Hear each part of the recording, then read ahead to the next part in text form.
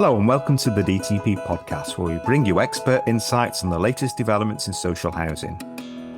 I'm Stuart, and in today's episode we're diving into a significant piece of new legislation that could impact a wide range of organisations, including many social housing providers. The Economic Crime and Corporate Transparency Act 2023 introduces a new corporate criminal offence of failure to prevent fraud. This new offence will come into effect in September this year, and it's crucial that organisations start preparing now. To help us unpack what this means and how social housing providers can best prepare, I'm joined today by DTP Senior Consultant Mags Pearson. Mags, thanks for being with us today. Thanks, Stuart. It's great to be here to discuss this important topic. The new legislation will have a big impact, so it's vital that organisations start thinking about their fraud prevention measures if they haven't already.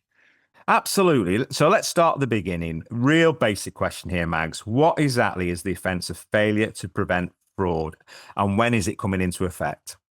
So it's a new corporate offence. As you mentioned, it's introduced as part of the Economic Crime and Corporate Transparency Act, or ECTA for short.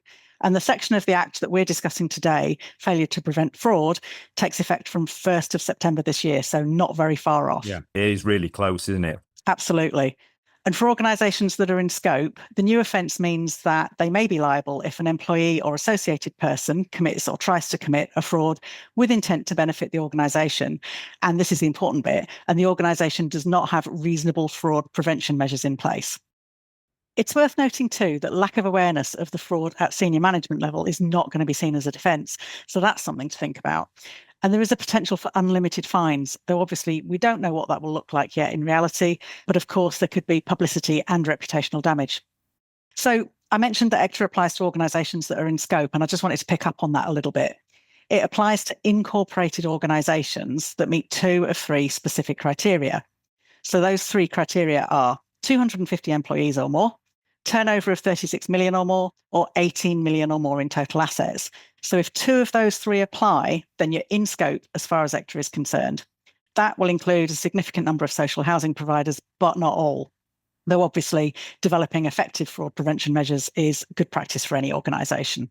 So it really is critical that they get prepared for this. So let's just drill it down to social housing providers. So how will this apply to social housing providers? It's interesting. We see some good examples of social housing providers taking action to tackle tenancy fraud. I think that's something that the sector's got very good at recently. And most organisations are well aware of fraud attempts from outside of the organisation. But we do still often see a lack of awareness of internal fraud threat. And that's where providers could come unstuck in relation to the new offence. So I said that the offence relates to fraudulent activity by employees, agents, or associated persons. And you might be thinking, well, what does that mean? So let's break it down a bit. Employee, fairly straightforward. That's somebody that you employ anywhere in the business, including within subsidiaries. Agents and associated persons means someone who's acting on your behalf. So, for example, someone who's entering into transactions in the name of the provider. It doesn't mean someone that you just hire to provide goods or services like a consultant or a lawyer.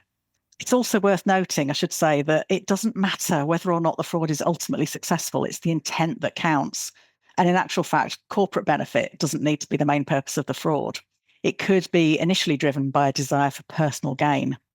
So in a scenario where an individual commits a fraud and an investigation takes place, if that investigation then finds that fraud prevention measures weren't established, that's what could lead to a corporate fraud investigation and subsequent prosecution. Okay, so it's not quite as straightforward, really, is it, when you sort of dig down into this? So it's quite a complex issue for social housing providers to take on. And as you say, it's at September. So, what steps do they need to get in place and in preparation for this September start? And is there any guidance out there for social housing providers to follow?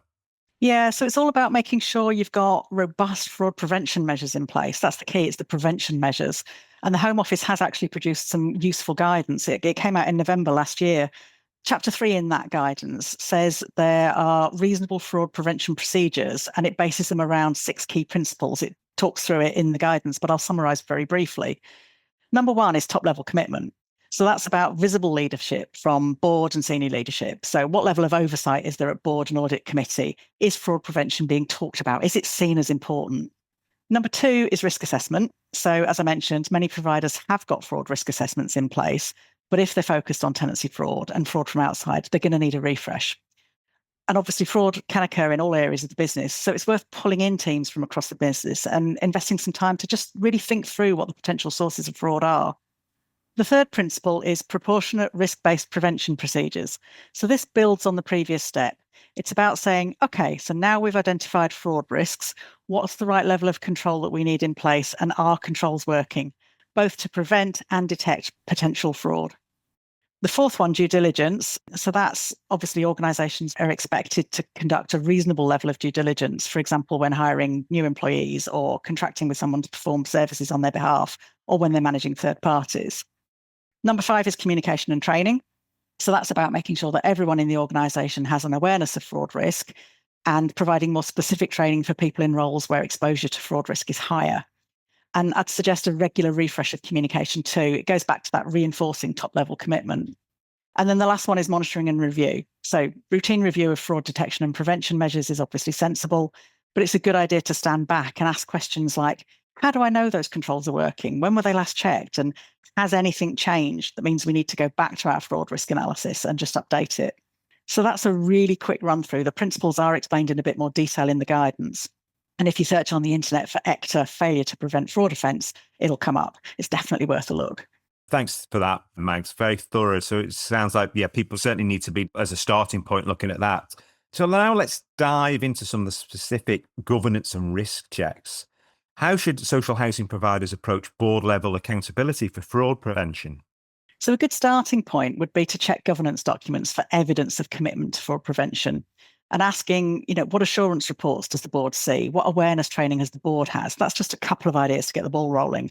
I'd take it back to that first principle and look at what's really there in terms of top-level commitment. Okay, so social housing providers have audit and risk committees. I'm sort of assuming this would fall under there. So, what should they be doing to ensure fraud prevention is a priority? Yeah, so the audit or the risk committee, there's various different names across the sector. They can definitely play a significant role in this.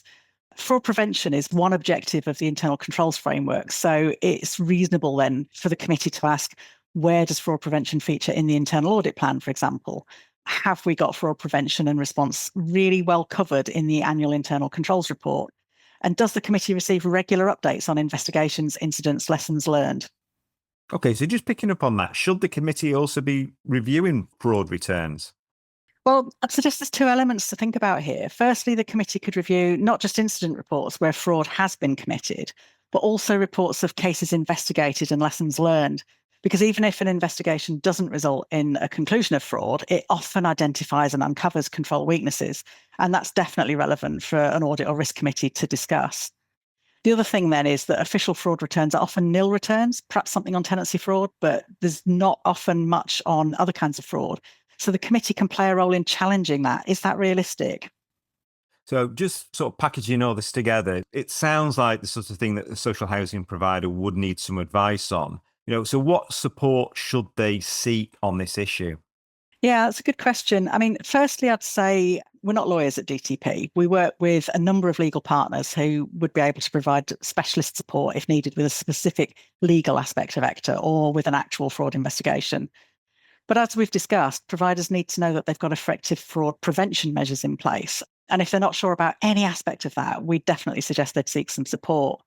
For example, at DTP, we routinely work with social housing providers on governance reviews, and that's a great starting point for examining whether fraud prevention measures are actually in place and effective.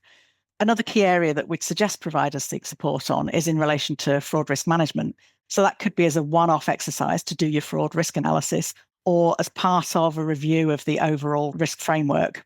And then due diligence. So if a provider is considering or undertaking merger or entering into a new partnership arrangement, that's definitely an area where it could be really useful to get some objective and experienced support. And we'd be happy to have a chat with anyone who might want to discuss support in any of those areas. Well, thanks very much, Mags, for such a comprehensive look at how social housing providers can prepare for these changes. It's clear that taking action now is going to be key to avoiding the risk of being found liable under this new offence. It's been my pleasure, Stuart. It's really important that organisations start preparing now. As we've said, September's not very far away. So if they haven't already, DTP is here to help. That wraps up today's DTP podcast. Thank you, Mags, for all the insights on how social housing providers can ensure they are ready for the failure to prevent fraud regulation. If you need further advice, don't hesitate to get in touch with DTP.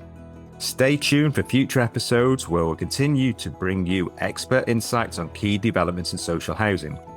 Thanks for listening, and we'll see you next time.